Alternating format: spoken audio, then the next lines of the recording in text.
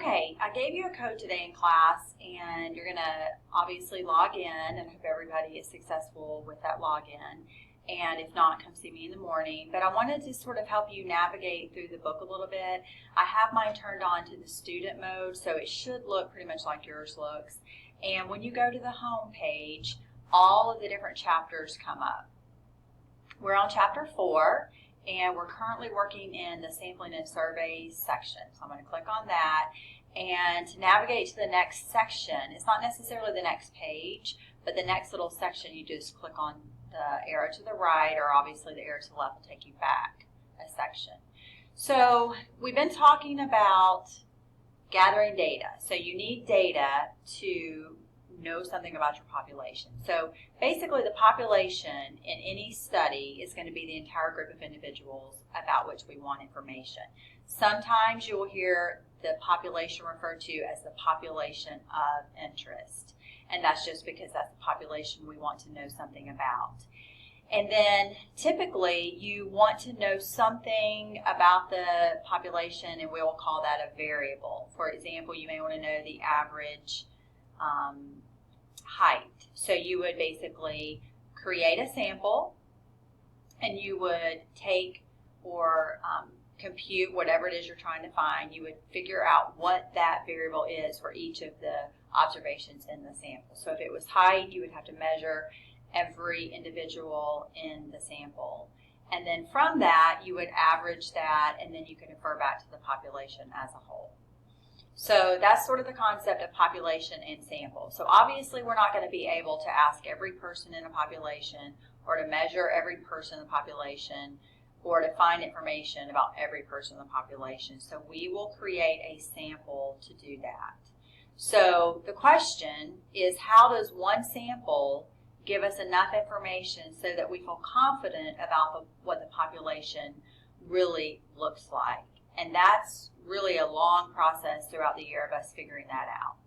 So let's look a little at this example here. So populations and samples, and it sounds pretty simplistic when I give you the definitions, but when you actually apply it, it's a little bit more challenging. So I'll walk you through a problem here. So a furniture maker buys hardwood in large batches. The supplier is supposed to dry the wood before shipping, because wood that isn't dry won't hold its size and shape. The furniture maker chooses 5 pieces of wood from each batch and tests their moisture content. If any piece exceeds 12% moisture content, the entire batch is sent back. So see what I mean? It's a little bit more complicated. Is the population all the wood or all the hardwood? No, it's not. So it's just going to be the hardwood in a batch. So a large batch. And one of the clues for figuring out that it's just the hardwood in a batch is because that's how he makes his decision. He's looking at if any of the 5 pieces exceeds the 12% moisture content, then the entire batch is going to be sent back. So he really is interested in knowing the moisture content of each of the pieces in that one batch. So the population of interest is going to be a batch, a large batch. And then the sample is going to be the 5 individual pieces that he selects. So that is pretty much how you would approach that scenario. Now, he is actually measuring the moisture content. So this is sort of like the variable of interest that I was telling you about just a minute ago. Okay, so you're going to have some opportunities to practice that tonight in the homework. So I'll proceed to the next little section. I think somewhere in the notes it asks about the icon. It's just basically trying to get you to navigate through the book. So sample survey. So we talked about sample, but what is a sample survey? A sample survey is just a study that uses an organized plan to choose a sample that represents some specific population. So that's sample, and then we base conclusions about the population on data from the sample. So when it says survey, that's basically implying that you're going to collect data from that sample. So it could be a questionnaire, that kind of thing, where you find out information about the sample. So let's sort of proceed to the next section. Now, how do you create the sample? And this is extremely important. It's not that hard of a concept, but it's very important. So convenient sample is not the way you want to do it. So this section is how to sample badly. Well, convenient sampling is one of those ways, one of those methods. Basically, it's just when you access information from the most easily accessed group of people. So you're not doing anything in a systematic way where you know for sure you're getting a random sample. So a convenient sample is choosing individuals who are easiest to reach. And the problem with that is it results in bias. And in just a second, I'm going to show you why that's the case. And also, it depends how you do your convenient sample. It could have extreme bias if you do it at a certain location. I'll give you an example of that in just a second. Now, what is bias? You probably know the term bias just in your general vocabulary, but it's a different meaning or a specific meaning in AP statistics.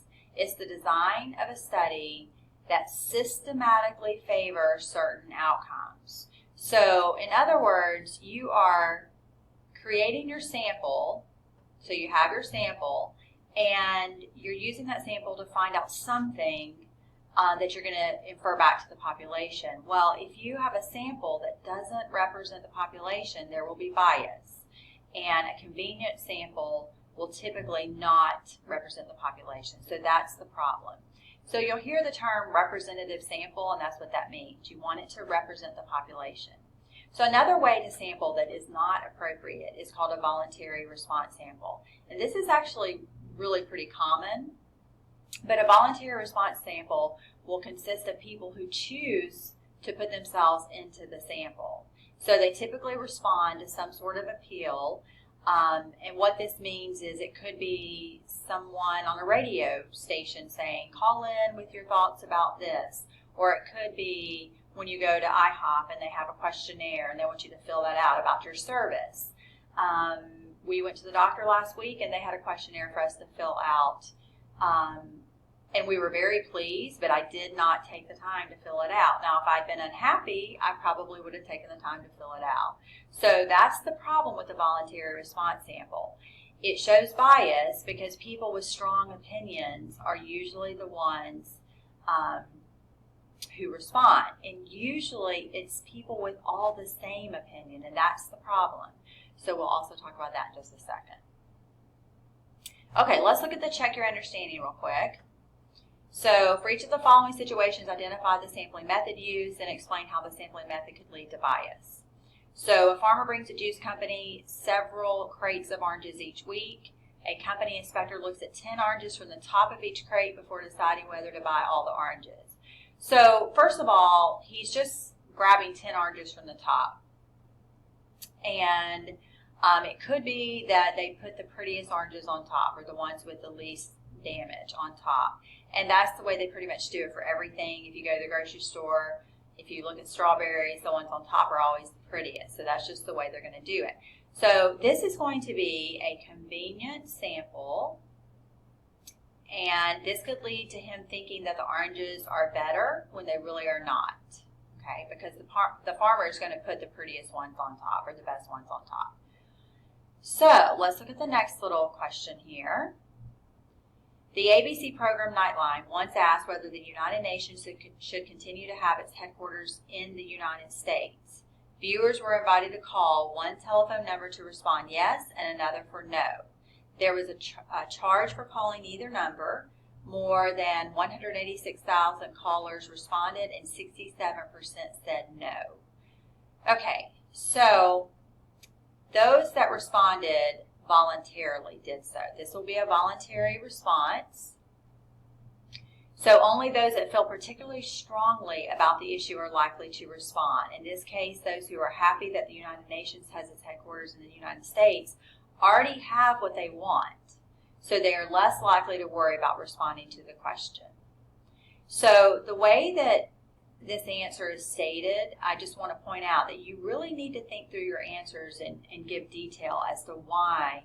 It's not just a voluntary response sample and that those that feel strongly are going to respond. You need to think deeper about why it is that those that feel strongly are going to respond in certain cases. All right, so I think the next section gets us into tomorrow, I'm pretty sure. So I'm going to move on to the notes. Yeah, so tomorrow we'll talk about sampling and how to sample.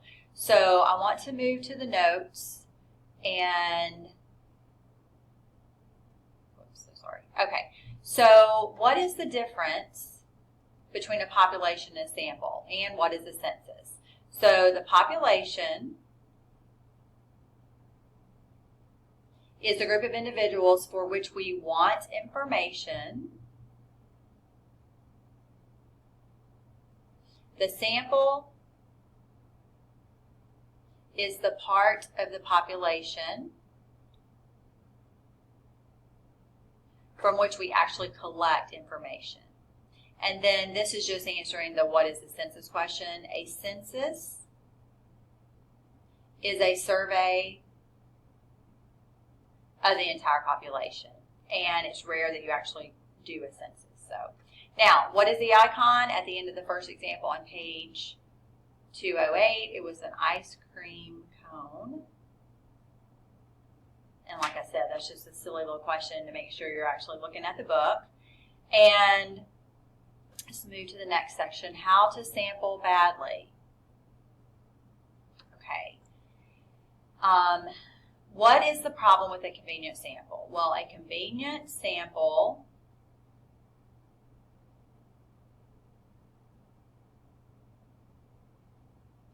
can either over or underestimate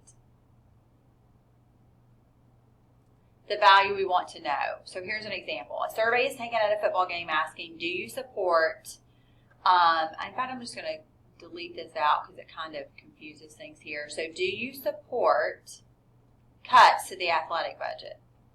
So this method would likely blank the true proportion of those who support the cuts. So do you think it's going to over or underestimate the true proportion of those who support cuts? Well, you are at a football game. They obviously like athletics. So more than likely, those people will support the athletic program, meaning they're not going to want cuts to that program. So I would think that this method would likely underestimate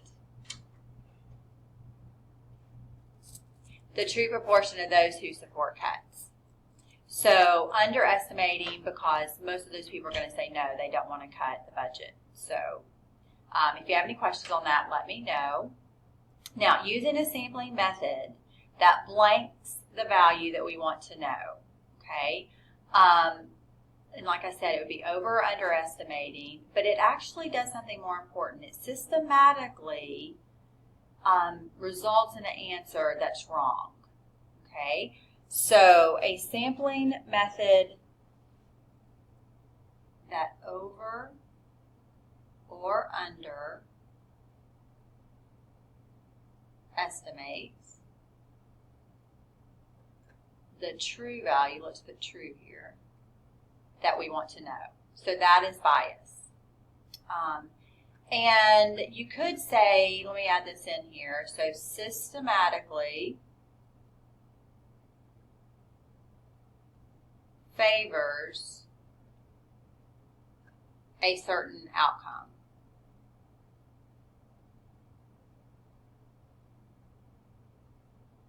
Okay, so make sure you can read my handwriting there. Systematically favors a certain outcome.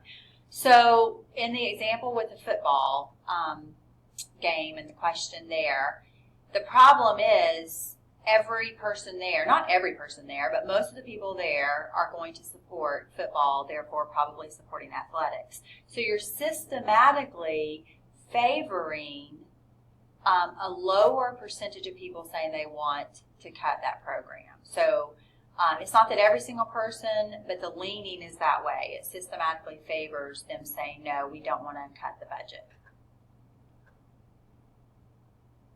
All right.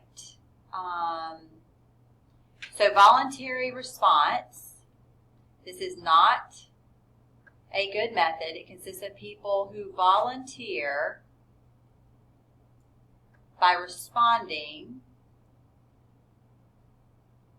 to a general appeal. Those who respond typically have strong opinions. This would lead to bias. Okay. Now, we did the check your understanding there, so I want you to look at that and then complete your homework.